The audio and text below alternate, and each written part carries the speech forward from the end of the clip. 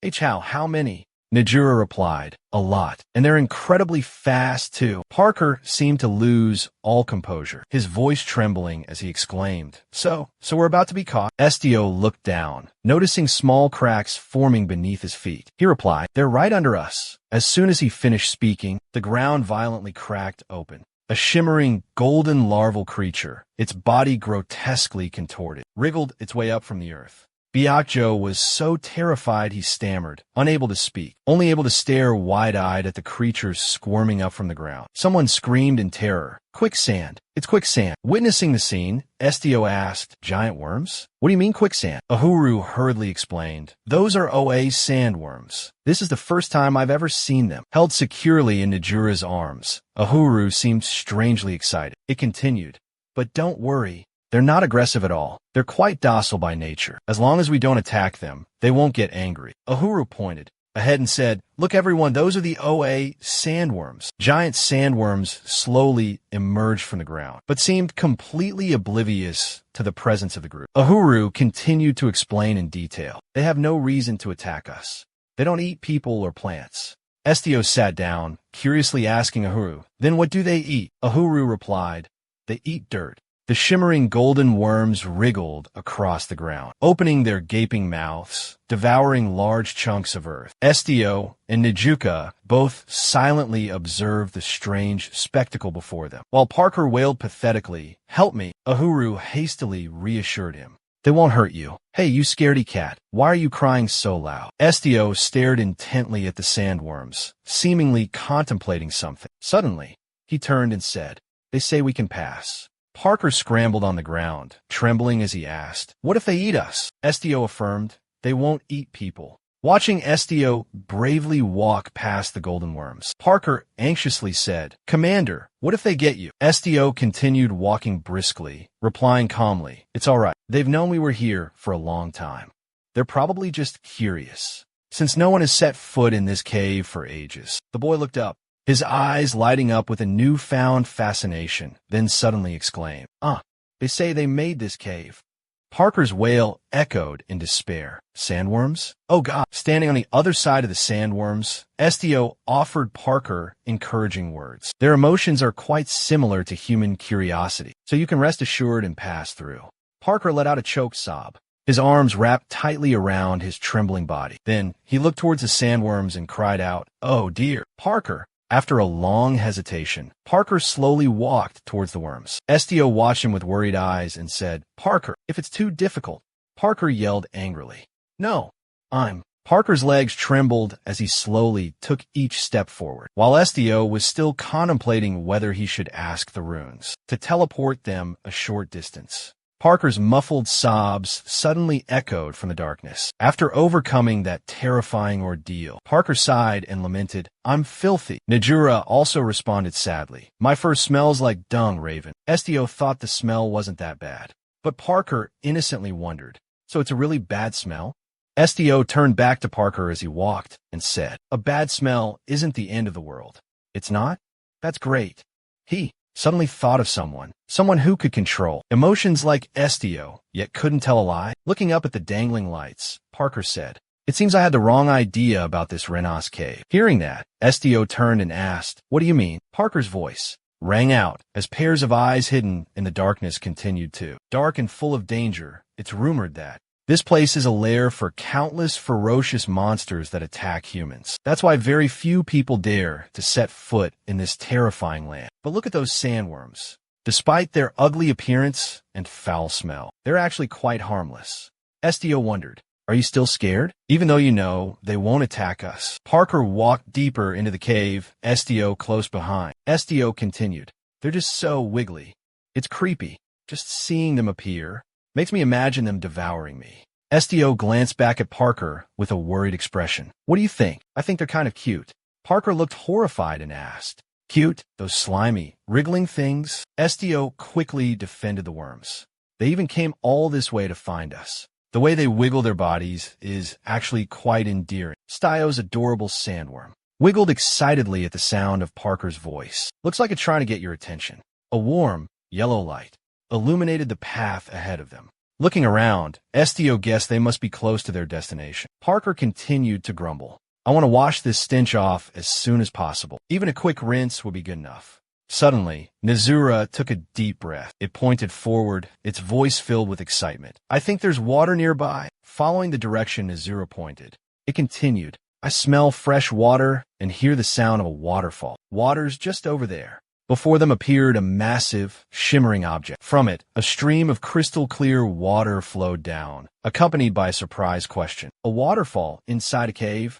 The waterfall crashed down onto the dry earth with a roar. SDO's party stood at the base of the falls, gazing up at the magnificent sight. The group gasped in awe at the majestic sight of the waterfall crashing down, creating a curtain of white spray. The young man approached a small, babbling brook nearby. He knelt down and gently scooped up some of the crystal-clear water in his hands. Then, he slowly let the cool water flow through his fingers. The water looked incredibly pure and refreshing. He turned around, about to warn them, the water's quite cold, be careful. But before he could finish, Nejura suddenly darted past him and jumped into the cool stream. Water splashed everywhere, soaking SDO from head to toe. She laughed delightedly, playing in the clear water, then exclaimed, "It's so cool and refreshing."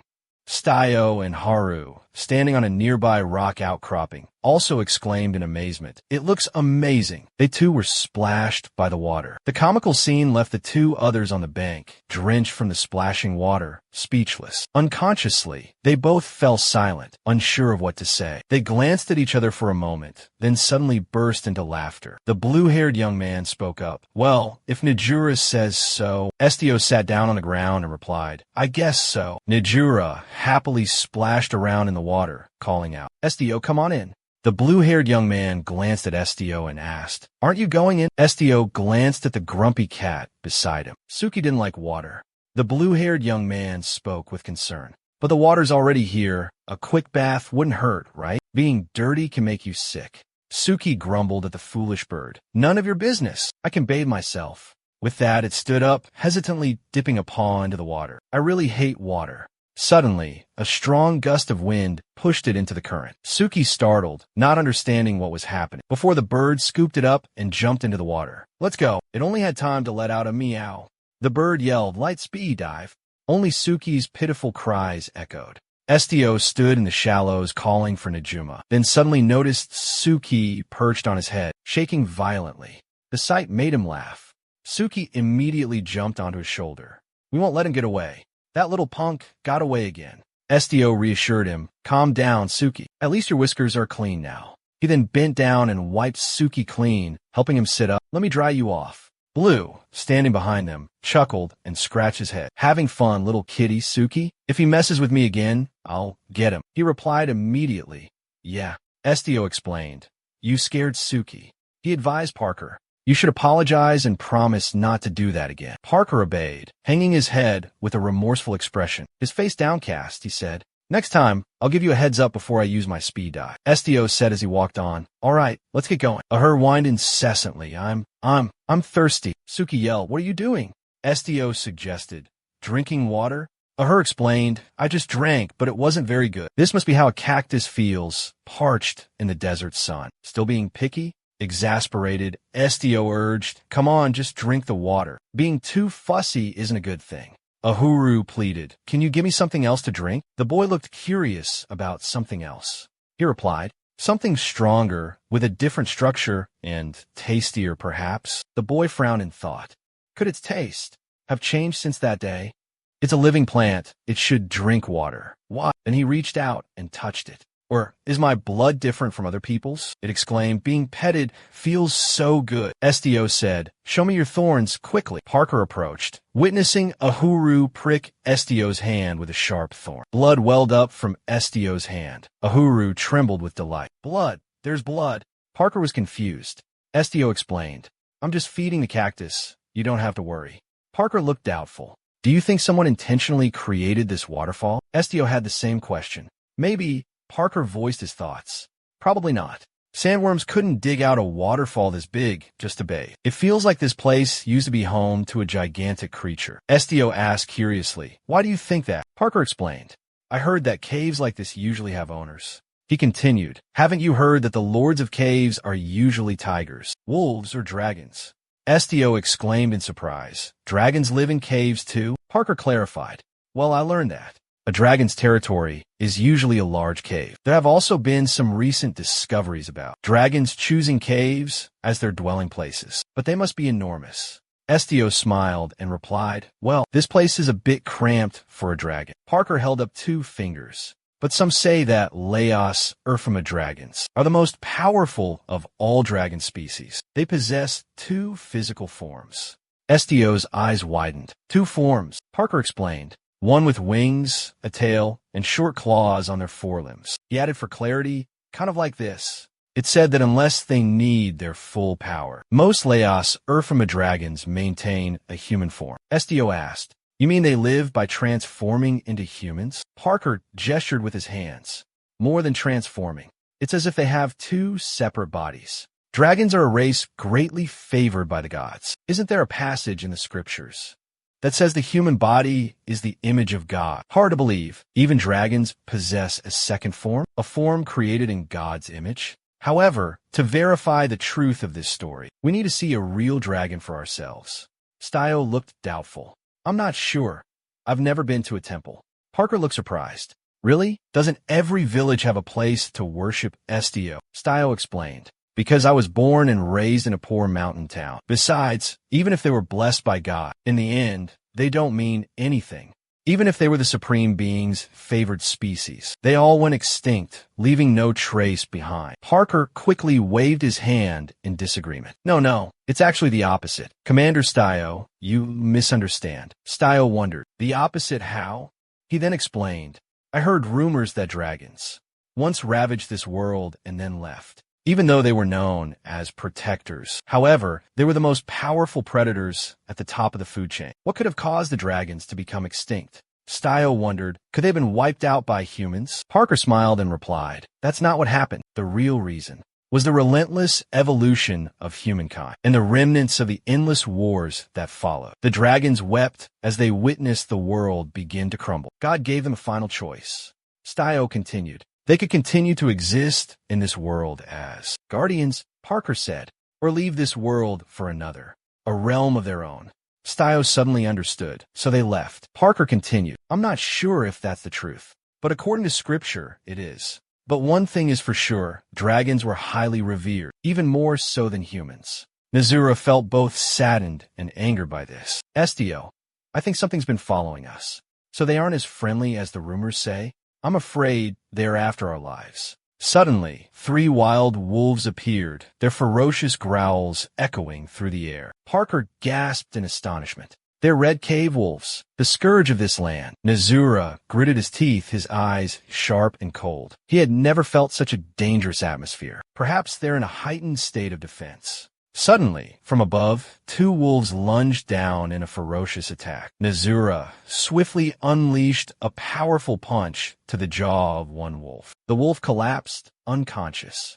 A resounding roar sent the remaining wolves recoiling in fear. Nezura sensed a wolf stealthily approaching from behind. He spun around, a swift, brutal backhand, sending the wolf flying, blood spraying in the air. The remaining wolves were even more terrified. Estio stood beside him, extending a hand towards the 2 remaining wolves. They suddenly became strangely docile. Nezura realized with relief that Estio had used his ability. He glanced at Estio, lost in deep thought. I don't want to kill them, but wolves live in packs. If I don't, the boy muttered, from now on, I am your master. Hearing this, the alpha wolf lifted its snout to the sky, letting out a long howl that echoed throughout the area, and the entire pack followed suit. They all bowed down, respectfully clearing a path for Stio. Parker chatted with Nezura.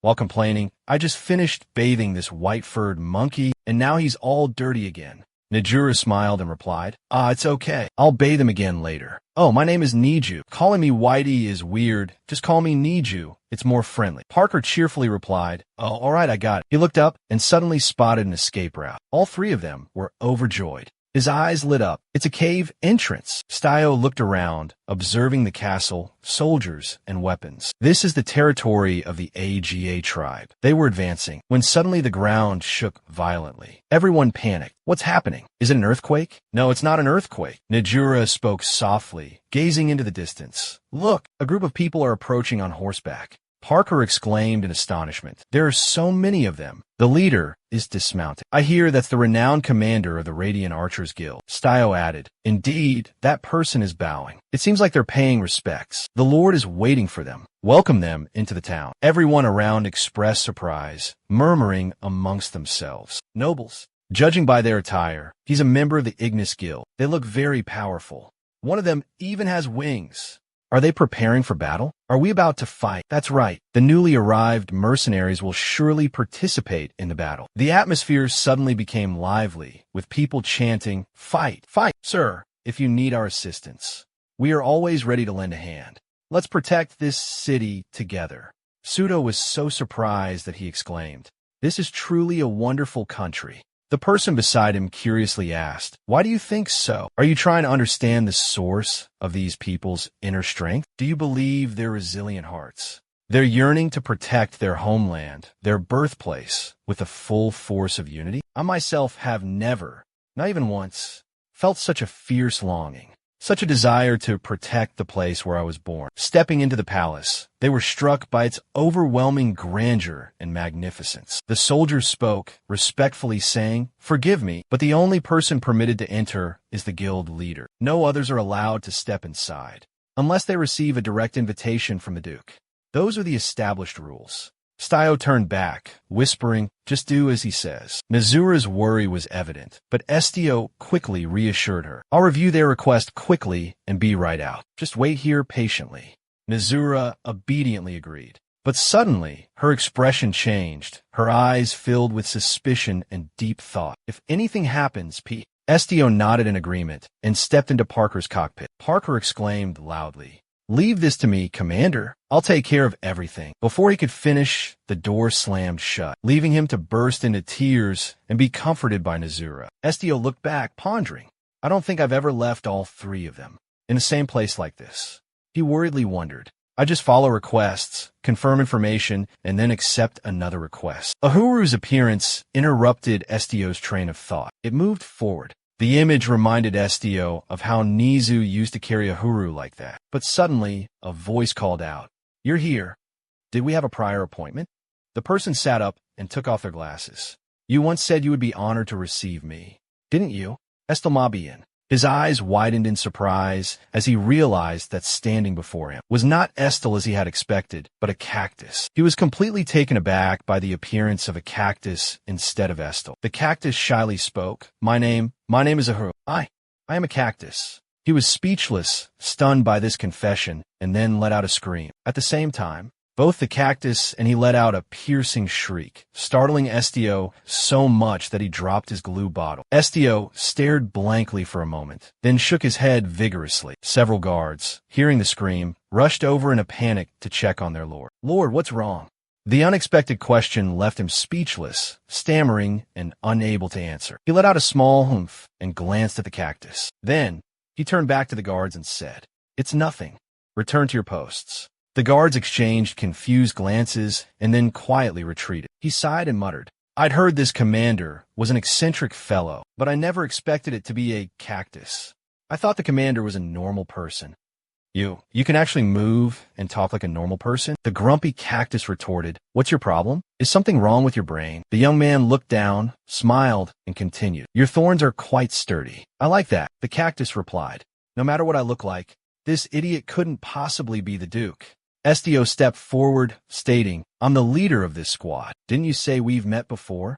Mubin feigned surprise, then laughed heartily. Just a precaution. I didn't know.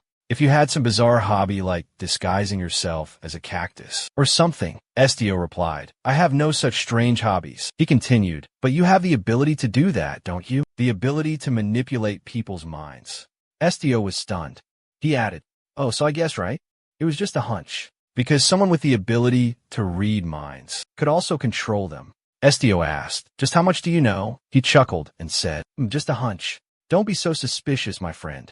Mabian thought to himself. There's really nothing suspicious about it. The pressure he exudes is truly immense. Allow me to introduce myself once again.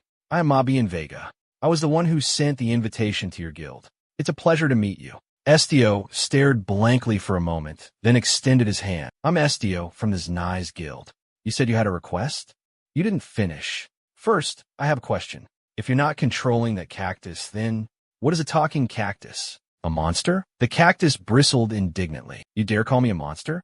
I suppose it's true. But to call me a monster like that, is that really okay? I won't hold back.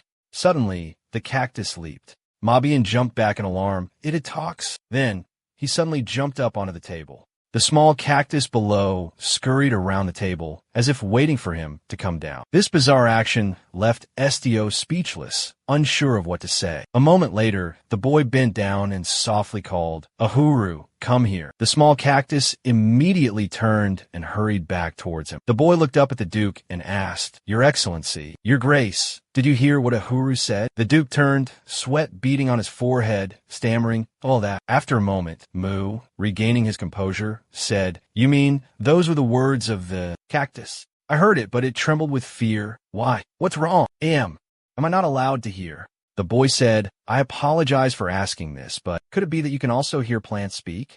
Do you have that ability too? As the boy spoke, his face flushed red. The Duke quickly interjected, No, I don't.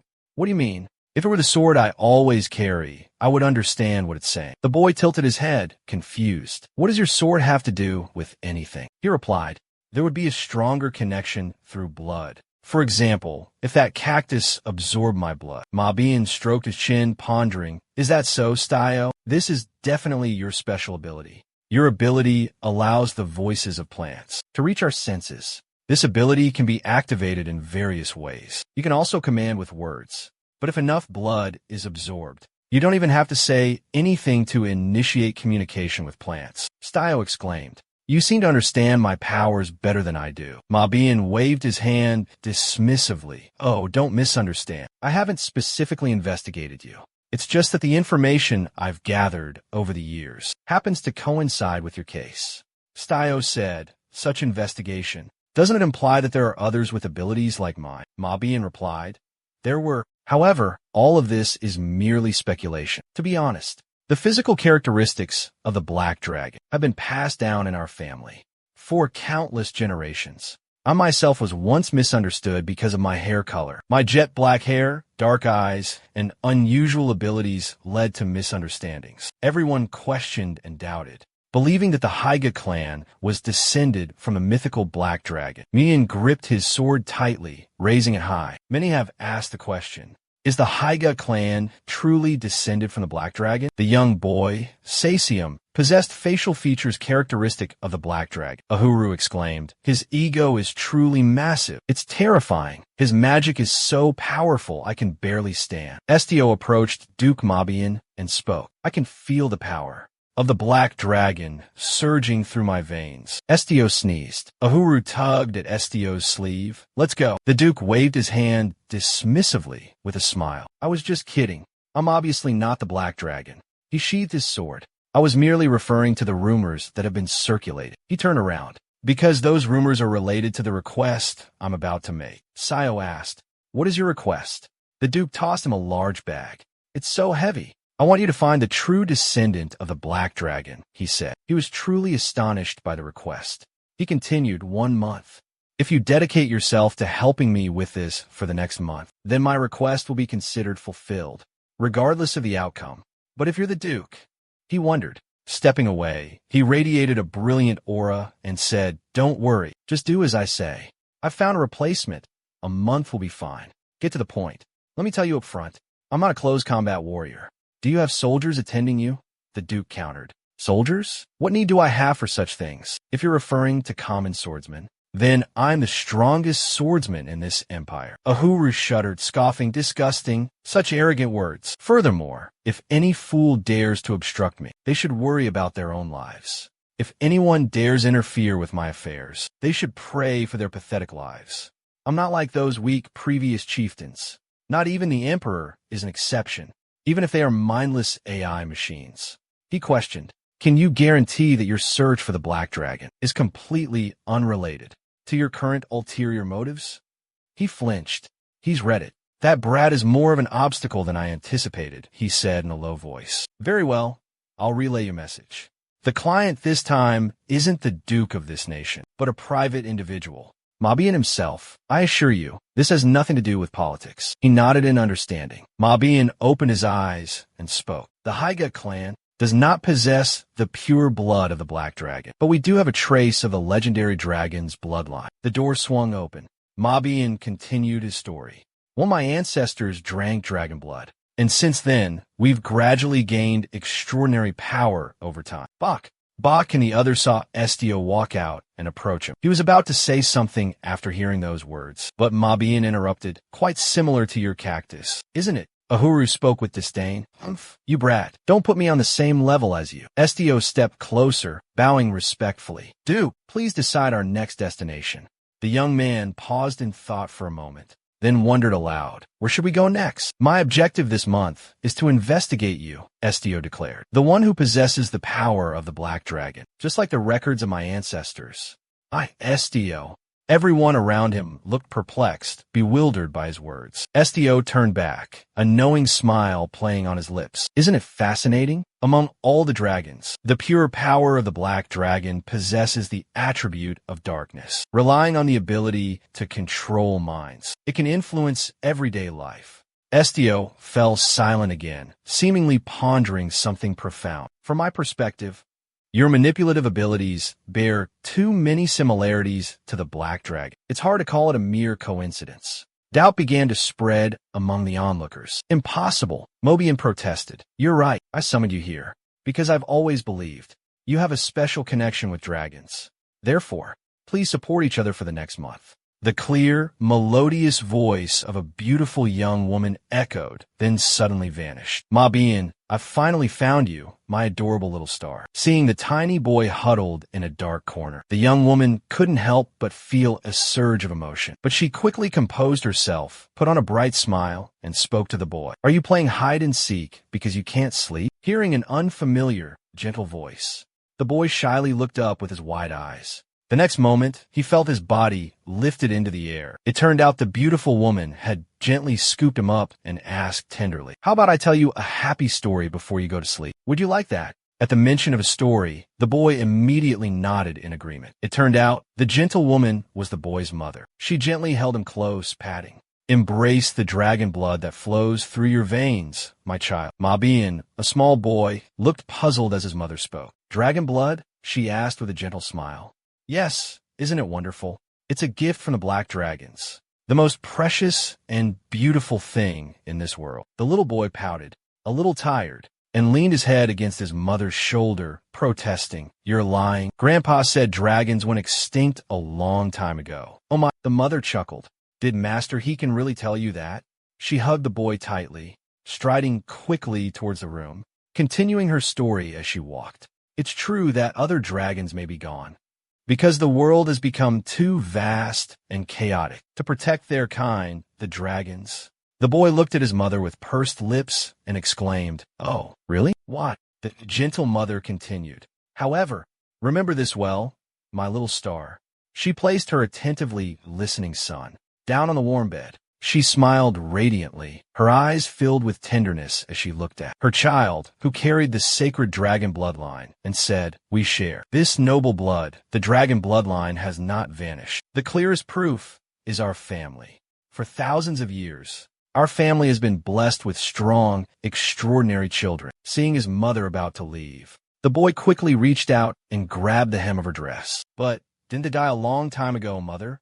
Hearing her son's innocent question, the mother bent down and placed a loving kiss on his small forehead. Dragons are the divine guardians of this world. They are immortal, never aging, falling ill, or dying. I told you, didn't I? They are the most noble and beautiful creatures in all existence. Surely they're silently watching over our family from somewhere. Seeing the pride shining on his mother's face, the young boy suddenly felt a pang of shyness and embarrassment. Why do you avoid my gaze? If the dragons do not protect us out of their own free will, it can only be because we are too weak, causing them to worry. The woman nodded slightly, agreeing with her son's words. Compared to the mighty dragons, we are but grains of sand in the desert. However, living an upright, honest life and continuing our lineage is the clearest proof of our existence in this vast world. Listening to his mother's words, the young Mabian remained silent in thought for a long moment, then looked up with clear eyes at his gentle mother and called out,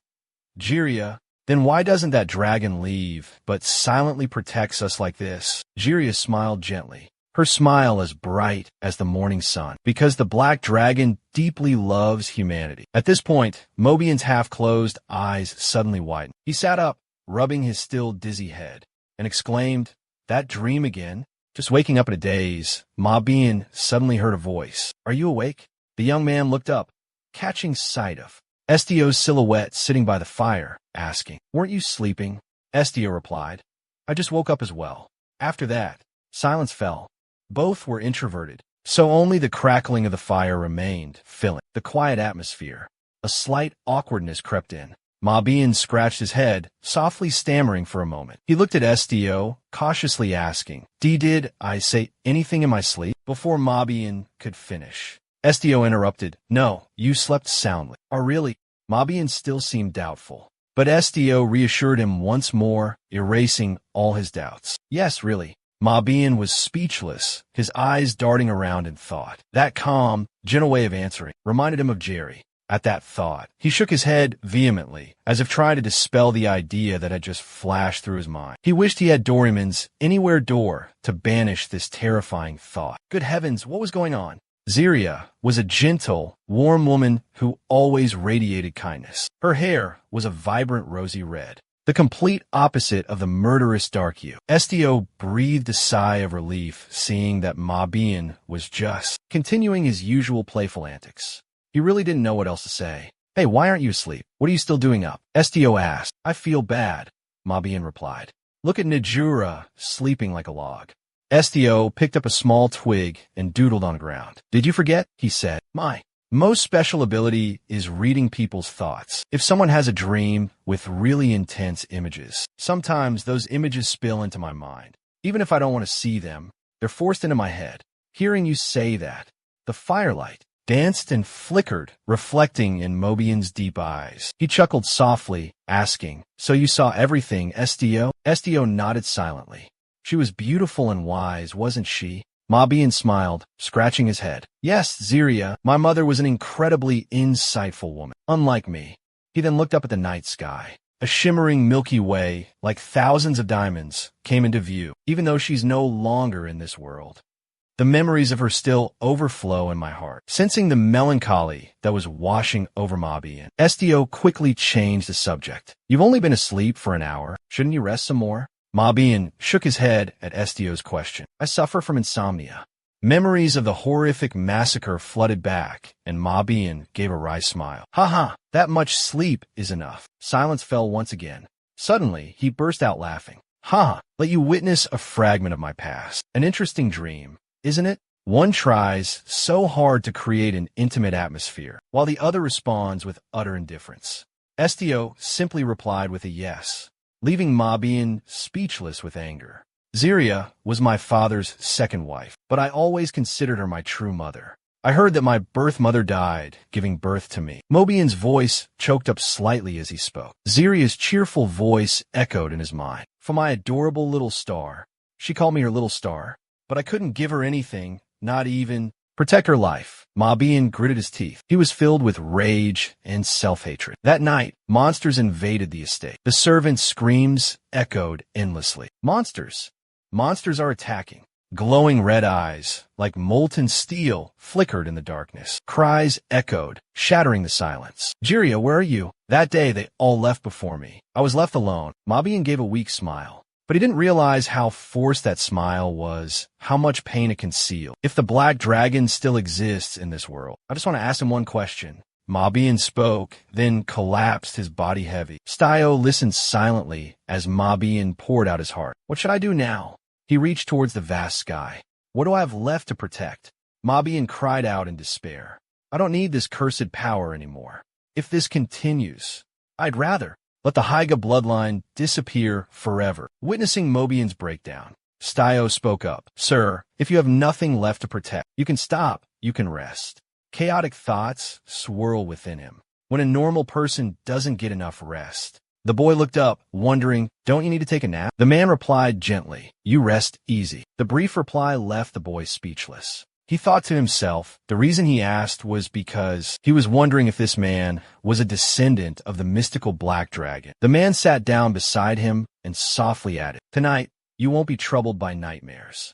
The boy thought, that's right. He remembered clearly. The man once said he could read people's thoughts and feelings. So, dispelling nightmares must be child's play for him. Soon after, the boy closed his eyes and fell into a deep sleep. The next morning, a pot of fragrant porridge simmered over the fire. Its enticing aroma wafted through the air, waking the boy from his pleasant dreams. Yawning, he mumbled, Is it morning already? Then he startled, thinking, why did I sleep so soundly? Someone who can control minds is truly extraordinary. The boy realized it was the first time in a long time he had enjoyed such a peaceful sleep. Suddenly, a strange voice echoed, welcome to the waking world. How embarrassing.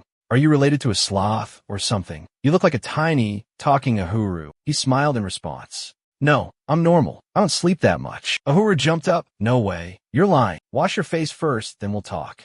He closed his eyes, chuckling softly. Wow, you're very straightforward. He rubbed his eyes with his hand.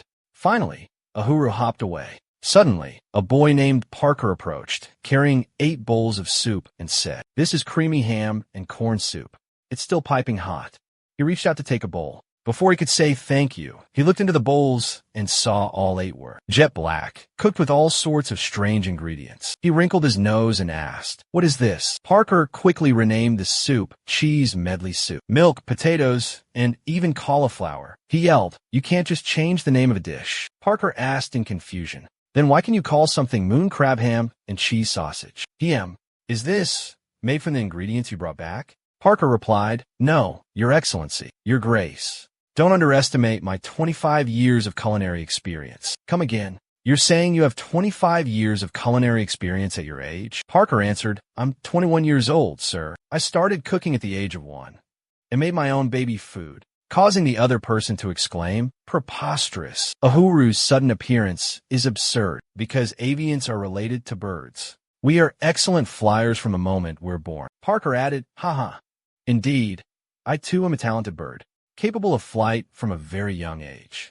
And now in my current role, I'm also a messenger, a full-fledged member of the command team. He turned and asked, so, Parker, where's your commander? Parker turned away, sweat dripping from his brow. Well, who knows, he muttered. He said he wanted to walk around a bit, get the lay of the land. Did you ask him where his, trusted companion is? Parker flinched, waving his hands dismissively. We should give him some space sometimes, right?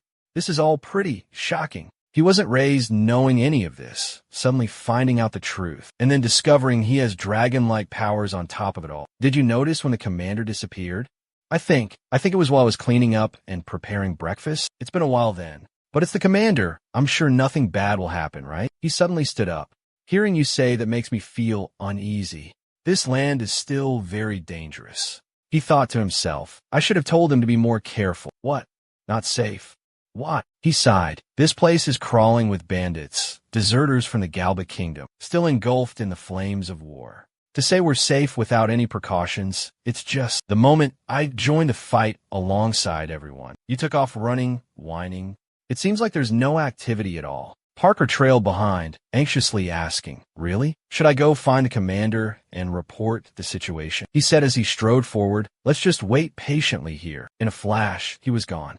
Parker exclaimed in astonishment, what a jump. While airborne, he suddenly caught a strong whiff of blood. He saw a person in a black cloak lying collapsed on the ground. He cried out in alarm and rushed down, anxiously asking, hey, are you all right? Estio let out a soft groan. Suddenly, the growl of a wolf startled him. What's going on? Why are wild wolves here? Looking at the ferocious wolves baring their fangs and growling before him, Mabian observed them thoughtfully. Why are these wild wolves roaming outside their territory? Could they be mind-controlled? Looking at their fierce, hostile eyes. Just then, Estio's voice interrupted his thoughts. Are you ready to go? Mabian approached, saying, "No rush, I'm still enjoying my breakfast." Hearing that, Estio replied, "Then I'll excuse myself." Mabian paused, looking up at Estio with a surprised expression. "But what are you doing here?" Estio gently cradled the wolf pup in his arms, softly explaining, "These are the wolves I found in the Renas underground cave." A wolf beside him directed its gaze towards Estio, with a completely different look than when it looked at Mabian. Estio observed them, then continued, "They're a species that lives and hunts in the caves, but after leaving the cave with us, they have suffered greatly at the hands of humans." Mabian listened, stroking his chin thoughtfully. "That makes sense, because to the people of Jia, wolves are seen as a menace. Therefore, they are hunted." Estio looked at Mabian in surprise. "Hunted?" Mabian explained, "They're predators, and the Renas cave system is the only path connecting Highgate territory to the outside world to ensure the safety of the people living here, eliminating monsters and beasts that pose a threat to human life is completely justified. After all, if we don't act, the weak will become easy prey for them. Whatever, just let them kill each other." As soon as he finished speaking, a strange scent wafted over, catching his attention. Looking over, he saw a large wild wolf licking the blood off its fur, a tiny wolf pup lying weakly beside it. "You gave it your blood?" Seeing the blood still clinging to Estio's lips, he calmly asked. Estio replied in a steady voice, "Yes, I'm not sure if it will work, but my blood has saved injured animals before." The man replied, "I understand you wanted to save it. However, giving your blood away unconditionally like that isn't a good idea. If you truly are a descendant of dragons, your blood would be very valuable, reviving low-level creatures and turning them into loyal guards, becoming obedient servants of the Black Dragon, just like the two guys' family." Stio looked at him with a puzzled expression, silencing him. "Did I say too much? Anyway, you should stop helping them and let them fend for themselves." With that, he turned and walked away. Then he spoke, his voice low. "I agree with you, Duke. However, we can change them now." Hearing this, he stopped in his tracks. "Change them?" He calmly replied, "Yes. If the wolves promise to never harm humans again, what could you offer them in return?" These words made him turn around. Stio had said that the Black Dragon would harmonize the relationship between humans and other creatures. "I'm getting closer to my original goal." Thinking that, he smiled slightly. "Empty promises aren't enough to keep them safe. Perhaps if they were willing to join us, to become part of the 2GA Defense Force, that we could guarantee their safety and provide them with food." From deep within the forest, a tantalizing aroma wafted through the air. Parker, stirring a pot of soup, looked up in surprise as Estio emerged. "You're back," he started to say. Then his eyes widened in alarm as he saw the pack of wolves behind Estio. Parker yelped, "WH, what are those?" "Wolves," Mabian replied. Mabian grinned and waved. "These are our new companions," Estio added calmly. "We've decided to travel together from now on." At that, Parker shrieked, "Commander, I can't possibly feed a whole pack of wolves." Estio inquired, "Is that why you're so frantic?" Parker hastily replied, "Don't you know how precious food is around here?" This side, Najura's eyes gleamed with amusement as she looked at Estio and the wolves. The boy hurried over, a delighted smile on his face. "Is that wolf pup?" Estio replied, "Yes, but it looks like it's badly hurt." He paused thoughtfully for a moment, then said, "I'm afraid if we leave it to the mother wolf, the wound will only get worse. It seems like it was hit in the hind leg by an arrow. Parker, can you take a look at it?" Parker respectfully replied, "Yes, sir. If it doesn't require minor surgery, I can handle it." He approached the pup as he spoke. "Please give me some medicine and a clean cloth." Looking at the small wolf pup nestled in the soft cloth, Parker carefully examined it and began treatment. Suddenly, he exclaimed in surprise, "There's no wound." Hearing this, Estio was taken aback. Parker quickly explained, "If a wolf pup was shot in the leg with an arrow, its tail would definitely be pierced.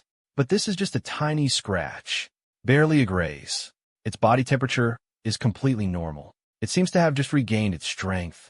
Kyo looked up, asking with a skeptical tone, "Commander, are you sure it was hit by the arrow?" Estio paused thoughtfully for a moment and replied, "No, I must have seen wrong. Perhaps I mistook it for another wolf." Behind his back, Estio skillfully hid the arrow. Witnessing this, Mabian, standing behind, remained silent, lost in thought. Estio carefully concealed the arrow behind his back, then bent down to look at Parker, sitting on the ground. He repeated, "I think I was mistaken." SDO continued, his tone more assertive. I'm sure I mistook it for another wolf. Ma Bian crossed his arms, his eyes intently observing SDO. He remained silent, as if pondering a matter of great importance. Noticing Mobian's scrutinizing gaze, SDO turned to look at him. He raised a finger to his lips, signaling Ma Bian to keep the secret. Ma Bian frowned, a thoughtful expression on his face. So he doesn't want his teammates to know about his extraordinary abilities. Why is that? The campfire had died down, leaving only smoldering embers. The gray wolves were ready for their night hunt. One wolf in the pack gently took its sleeping pup by the scruff of its neck. Suki was sleeping soundly on a high branch. Suddenly, a voice called out, "Suki." He opened his eyes slightly, not yet adjusted to the surrounding light. SDO called out, "We're about to depart." Suki looked down below. Parker and SDO were standing at the base of the tree, looking up and waiting for him. Everything was ready for the journey. The black cat curiously watched the wolves moving. What are these things? It wondered. Suki watched them intently for a moment. Then suddenly, he nimbly jumped down. He landed perfectly on SDO's head. SDO looked up at Suki and said, "They're our teammates now, and will accompany us until the mission is complete." Suki curiously asked his teammate, glancing back at the pack of wolves. "Yes, they will also become legal residents of the 2GA territory." Suki casually licked his paw, replying, "Do whatever you want." "So, have you figured out our next destination?" Suddenly, a hand shot up, interrupting the conversation. "We should have said this sooner," Mu Biong said with a smile, hand still raised. "But I've decided on our next destination." Confused, Parker leaned closer and whispered, "When did you decide that?" He calmly replied, "Just now." Parker was astonished. "Huh." Mu Biong walked over to SDO and said, "I heard you grew up in a small village in the countryside. Where exactly is that village?" SDO was taken aback by Mu Biong's sudden decision, staring at him speechlessly. The memory of a village shrouded in darkness flashed through his mind. He softly replied, a hint of melancholy in his voice, "It's Selbia village." Ma Bian excitedly exclaimed, "Then let's go there." Parker gasped, letting out a cry of shock. Nazura's eyes widened, her innocent face filled with curiosity. Uhuru spoke, breaking the silence. Why would he do something he knows SDO wouldn't like? Is he a pervert? Despite the reactions of those around him, Ma Bian maintained his smile as if nothing had happened. Uhuru concluded, looking towards Ma Bian, "Look at that smile. He's definitely a pervert." SDO looked at Ma Bian and asked, "Why do you want to visit my hometown?" Ma Bian smiled and replied, "I just wanted to observe you." He extended a hand towards SDO and continued, "But based on what I've seen, it seems you don't really understand yourself very well." He said cheerfully, "If I meet the people who raised you, perhaps I'll understand you better." Stio sank into a stream of memories, remembering the family that raised him. Their faces flashed in his mind, filled with coldness and anger. He hesitated, wrestling with the knowledge that they weren't his real parents. "It's okay, it's not a big deal," he told himself. He frowned, a wave of disgust washing over him, unwilling to face them anymore. A sudden voice broke through Stio's wandering thoughts. Nemu Bayan leaned close to Stio's face, a knowing smirk spreading across his lips. "You should do as master requests," he said meaningfully. He looked directly at Stio. "Don't you think so?" Stio avoided Nemu Bayan's gaze. "I understand. Let's go to the Znai's Guild Galaxy branch of Voice Boom. Welcome back." "I'm afraid I can't say that anymore," Hyuk scoffed. He placed a hand on his chest, bowing politely. "Welcome. How have you been?" "Guild Commander." Stio held out a hand, stopping him. "Manager Hyuk is fine." He smiled to teach. "Please, just treat me like you always have. It would make me feel much more comfortable." He hesitated, cautiously asking, "But what about my rank? I'm your subordinate now." SDO replied, "Please, just act as you normally would." He cleared his throat, coughing lightly before speaking. "If you insist." He suddenly regained his previous relaxed and comfortable demeanor, breaking into a bright, beaming smile as he looked at SDO and asked, "How have you been, SDO?" SDO was a little surprised by his sudden change in attitude, but immediately afterward, he felt a weight lift from his shoulders, smiling brightly as he replied, "I've been well." He patted SDO's shoulder approvingly. "Your promotion to commander of the uniform branch is well deserved. Please come in." While outwardly praising SDO, inwardly, he felt an immense sense of pride in himself. He thought to himself, "I knew you'd do great things. I told you I have a keen eye for talent." Ma Bian and Parker listened silently to the conversation between the two men. A bewildered look on his face, Parker thought. Why does he keep tooting his own horn? He went on and on, his eyes filled with smugness as he looked at the other man. I have a keen eye for talent. My salary should be much higher than this. At least I deserve a bonus of those sweet, multicolored candies you got from Delphi. Monthly, or even weekly, wouldn't that be fair, don't you think? He rambled on so much that Stio could only chuckle awkwardly. A slender, pale hand was placed over his mouth, stopping him from speaking further. The hand belonged to Rosalie. She beamed. Stio, it's so good to see you. Topi heard you were planning to visit the Serbian village in the Riverlands, she said with a worried tone. But if it's in a mountainous region, it's quite a distance from here. She gently reminded him. You'll have to cross many mountain ranges. The journey there is incredibly arduous and perilous. If you were to travel on foot, it would take a considerable amount of time, and you would face countless hardships and struggles along the way. Hyuk generously added to Rosalie's words, his voice warm and reassuring. I'll lend you a carriage to make your journey more comfortable. Rosalie agreed with Hyuk's suggestion. She softly said, we will prepare a carriage for you. Estio was filled with gratitude. He sincerely replied, thank you, Rosalie and Hyuk. Hyuk smiled at Estio's group. You all must be tired.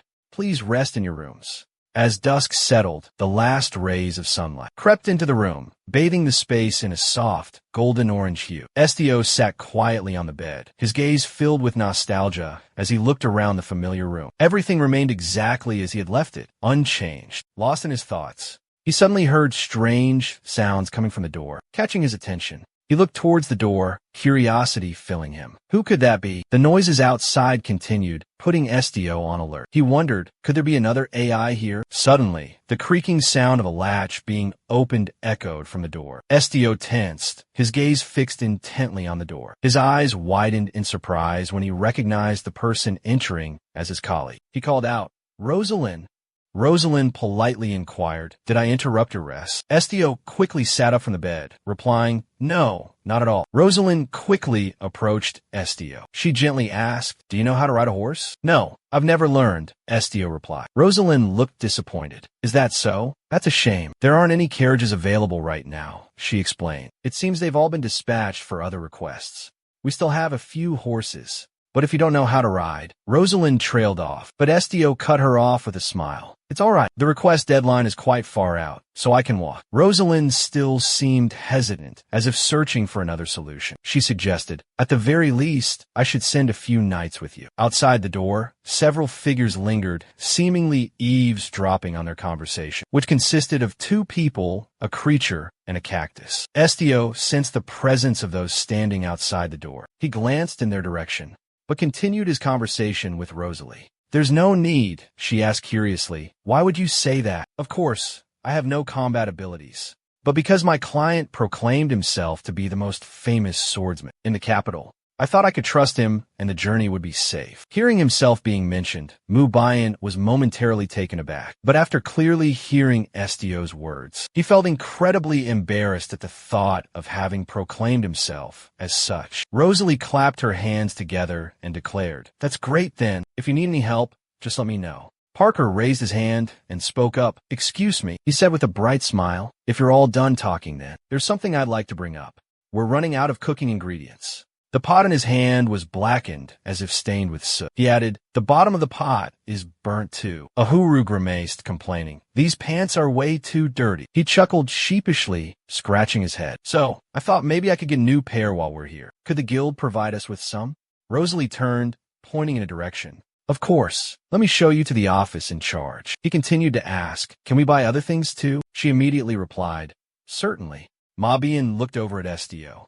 So, shall we go to the weapons shop too? Najura poked his head out from the bed, his voice languid. Have fun. Estio calmly replied, yes, you be careful. Suki praised, good job.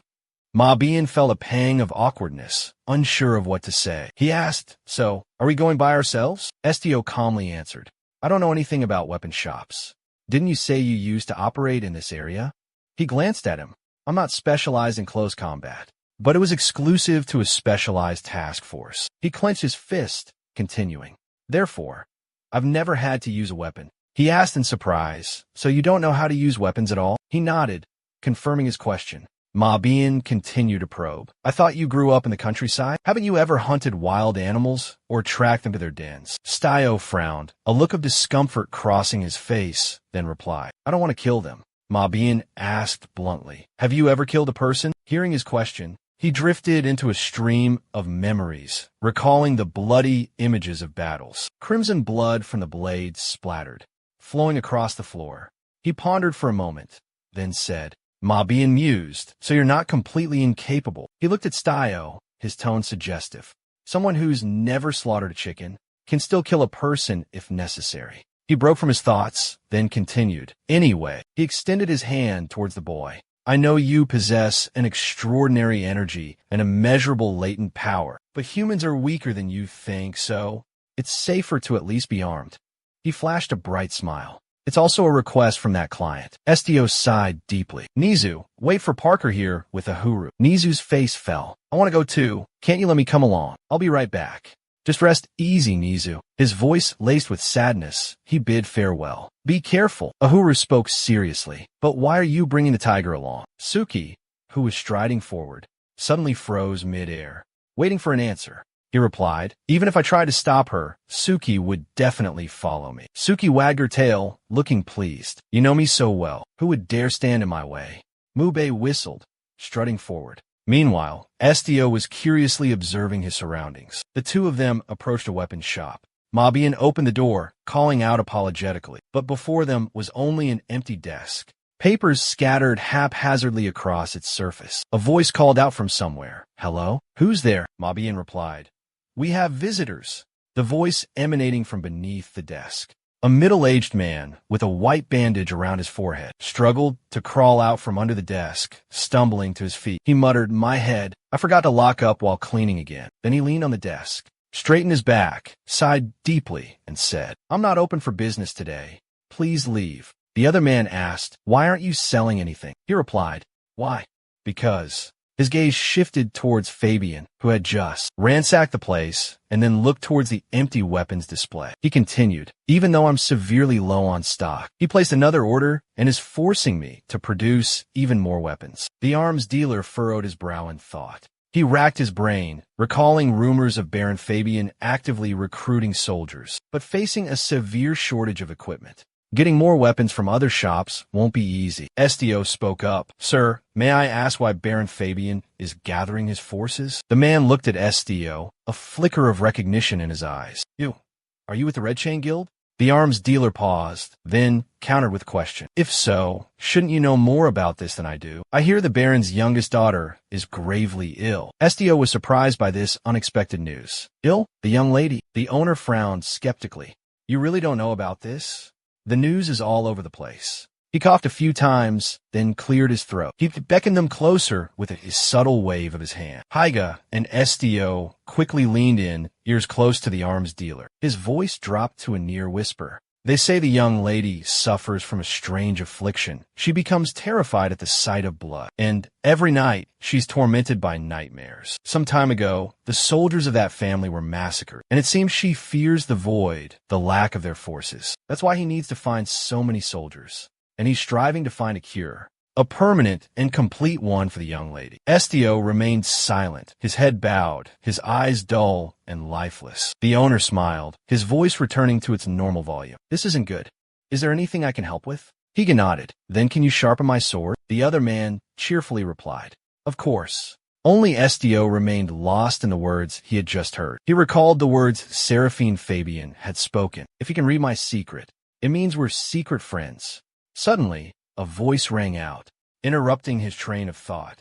Estio handed him a small sword. Take this. He accepted it with both hands, asking in confusion, why are you giving me this?